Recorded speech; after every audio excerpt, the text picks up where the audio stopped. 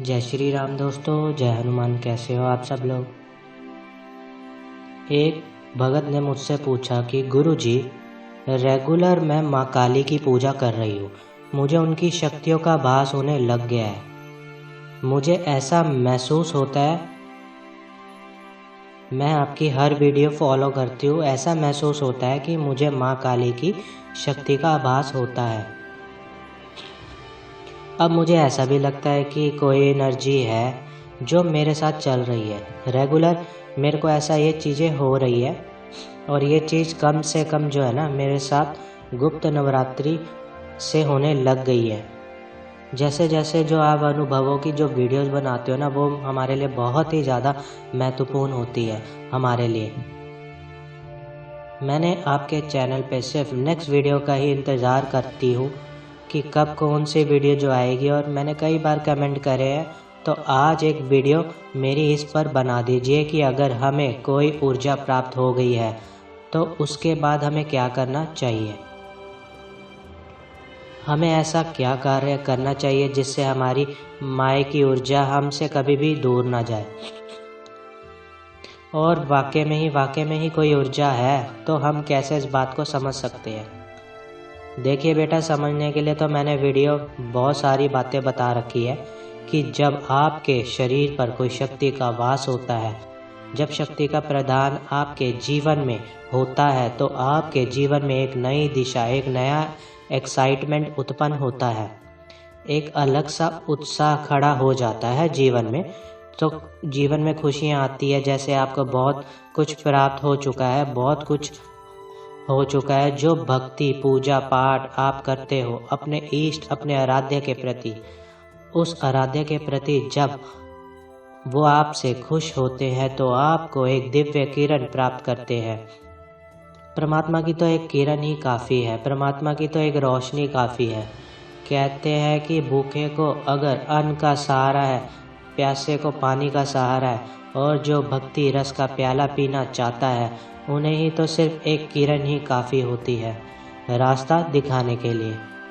जब रास्ता उन्हें प्राप्त हो जाता है, जब वह देखते हैं कि मेरे को रास्ता प्राप्त हो रहा है, और उसके बाद उसके भक्ति से जो ऊर्जा उत्पन्न होती है वो उसके शरीर पर वास करती है।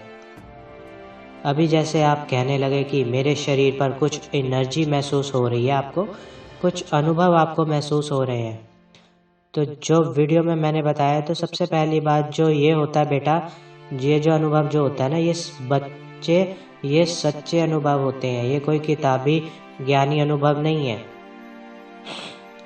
आपको जो भक्ति से जो मूर्ति के स्वरूप को आप देखते हो, माँ कालका के स्वरूप को देखते हो, तो आपका दिल धड़कने लग जाता है। उनके भजन सुनकर आपके शरीर में एक अलग सी ऊर्जा का वास होता है, शरीर में एक वाइब्रेशन उत्पन्न होने लग जाती है। ये जो वाइब्रेशन उत्पन्न हो रही है ना, ये भावुकता वाली, मान लो घबराहट वाली नहीं, भावुकता वाली, अपने ईश के प्रति मन करता है कि झूमने की वाइब्रेशन कईयों के अंदर घबराहट वाली होती है ना, तो वो नकारात्मकता होती है। लेकिन एक एक्साइटमेंट जो उत्साह वाली होती है ना, तो जो वाइब्रेशन उत्पन्न हो रही है ना, तो वो माँ काली की तरंगे आपको प्राप्त हो गई है, माँ काली की तरंगे आपको मिल गई है। माँ का तत्व आप में विद्वान होने लग गया है, माँ का तत्व आपके अंदर, माँ का उत्पन्न होने लग गया है आपके अंदर। अब ये तत्व आपको खोना नहीं है, आपको अब इस तत्व को खोना नहीं है, इस तत्व को आपको खोना नहीं है। आपने अब क्या क्या नियम रखने हैं, बस जो कोई मंत्र, अगर आपने कोई अगर तेज मंत्र उठाया माँ काली का, तो उस मंत्र की जो माला है, एक ही माला का सहारा लेके चलिए, और गुरु के सानिध्य में, वैसे तो माँ काली का अगर उग्र मंत्र आप उठाते हो गुरु के सानिध्य से, ठीक है, और कुछ ऐसे त्रुट्य कार्य नहीं करने होते हैं बेटा। जब माँ की कृपा आपको प्राप्त होती है, जब माँ की भक्ति आपको जब प्राप्त हो रही है, तो आपको अहंकार नहीं करना चाहिए, क्योंकि जो है वो सब माँ के माध्यम से आपको प्राप्त हो रहा है।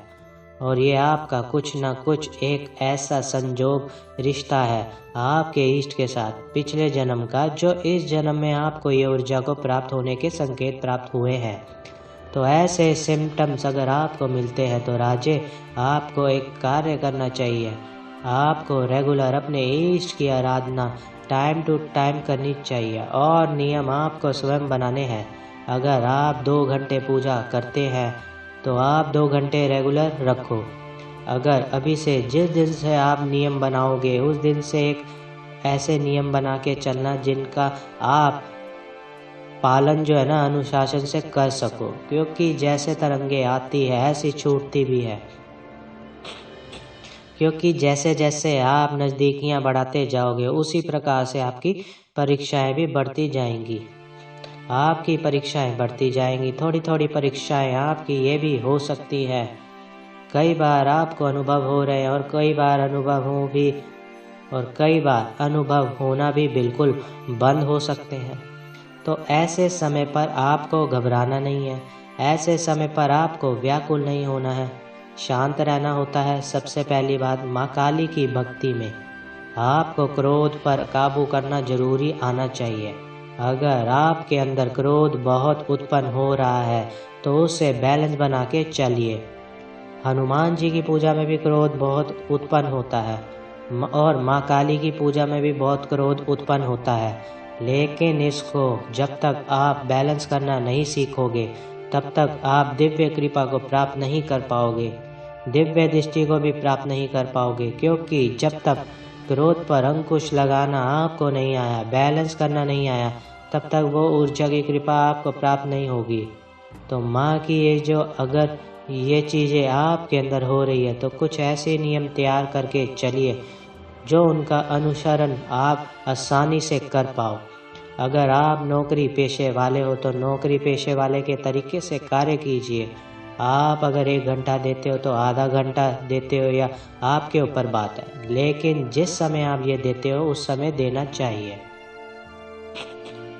पूजा कभी भी मत छोड़ो माँ की। जब आप करते हो तो रेगुलर माँ की पूजा जो है आपको करते रहना है, ठीक है। मान लो पूजा आपको बिल्कुल नहीं छोड़नी है, अगर आपने पूजा छोड़ दी फिर आपके पल्ले क्या रह गया? फिर तो कुछ भी नहीं रहा, क्योंकि जिस पूजा ने आपको बनाया है, जिस भक्ति ने आपको चढ़ाया है, उस भक्ति की आराधना कोई अगर आप छोड़ दोगे फिर आपके पास क्या रह गया? तो इसलिए अगर वीडियो अच्छी लग रही है मेरी तो वीडियो को लाइक कीजिए और मेरे चैनल को सब्सक्राइब कीजिए और ज़्यादा से ज़्यादा शेयर कीजिए। जय श्री राम दोस्तों, जय हनुमान।